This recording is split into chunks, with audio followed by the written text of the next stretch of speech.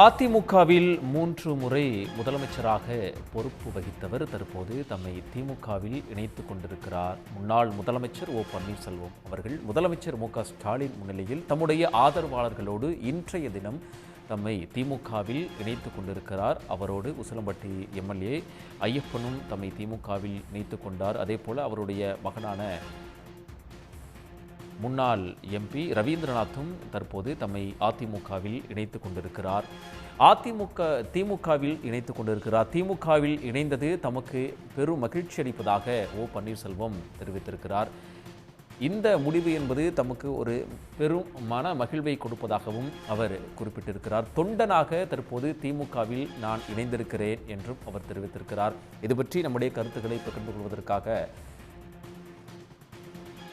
Tamil Nadu Congress committee தலைவர் செல்வ பெருந்தகை அவர்கள் தற்போது தொலைபேசி வாயிலாக இணைந்திருக்கிறார். செல்வ பெருந்தகை சார், வணக்கம். வணக்கம்.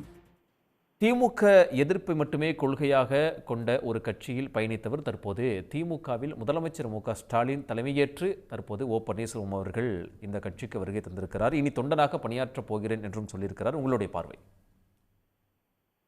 இல்லை, இந்த முடிவு என்பது ஒரு வரலாற்று சிறப்புமிக்க முடிவு அண்ணன் ஓ பன்னீர்செல்வம் அவர்கள் எடுத்திருப்பது.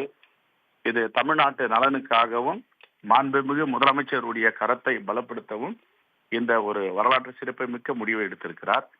திராவிட முன்னேற்ற கழகத்திற்கு எதிராக ஆரம்பிக்கப்பட்ட ஒரு அதிமுக கட்சியில் 3 முறை முதலமைச்சராக இருந்தவர், ஒருங்கிணைப்பாளராக இருந்தவர்.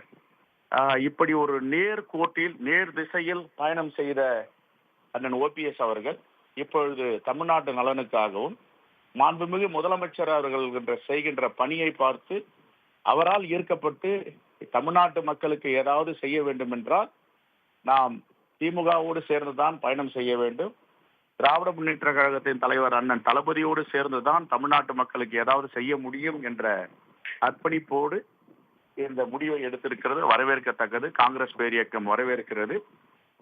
இது எடப்பாடி பழனிசாமி அவர்களுக்கு கிடைத்திருக்கின்ற ஒரு மிகப்பெரிய பின்னடைவு. ஏனென்றால் அதிமுகவுடைய ஒருங்கிணைப்பாளர் 3 முறை முதலமைச்சர் மட்டுமில்லை, அம்மையார் ஜெயலலிதாவுடைய நம்பிக்கை பெற்ற தலைவராக அண்ணன் ஓபிஎஸ் அவர்கள் இருந்திருக்கிறார். ஆகவே இது எதை காட்டுகிறது என்றால், இனிமேல் அதிமுகவில் இருந்து தமிழ்நாட்டு மக்களுக்கு எதுவும் செய்ய இயலாது, எழுவதற்கு வாய்ப்பே கிடையாது. ஆகவே இப்பொழுது அதிமுக என்பது ஒரு பாஜகவுடைய உறுப்பு கட்சியாக மாறிவிட்டது, கிளைக்கழகமாக மாறிவிட்டது. பாஜக என்னென்ன சொல்லுகிறதோ அதற்கு ஆமான்சாமி போடுகின்ற விதத்தில் அதிமுக இருக்கிறது. ஆகவே ஒரு தைரியமான முடிவை, துணிச்சலான முடிவை, தமிழ்நாட்டு மக்களுக்கான முடிவை, தமிழ்நாட்டு முதலமைச்சருடைய பணிகளை பார்த்து அவருடைய தியாகத்தை பார்த்து வியந்து என்னை அர்ப்பணித்துக் கொண்டிருக்கிறார் என வரவேற்கிறோம், வாழ்த்துகிறோம். இன்னும் தமிழ்நாட்டிலிருந்து நிறைய அதிமுகவுடைய தலைவர்களும் தோழர்களும் இணைவதற்கு வாய்ப்பு இருக்கிறது. மிக்க நன்றி சார். இணைப்பில் உங்களுடைய கருத்துக்களை பகிர்ந்து கொண்டமைக்கு மிக்க நன்றி. உடனுக்குடன் செய்திகளை தெரிந்து கொள்ள சன் நியூஸ் பெல் ஐகானை கிளிக் பண்ணுங்க.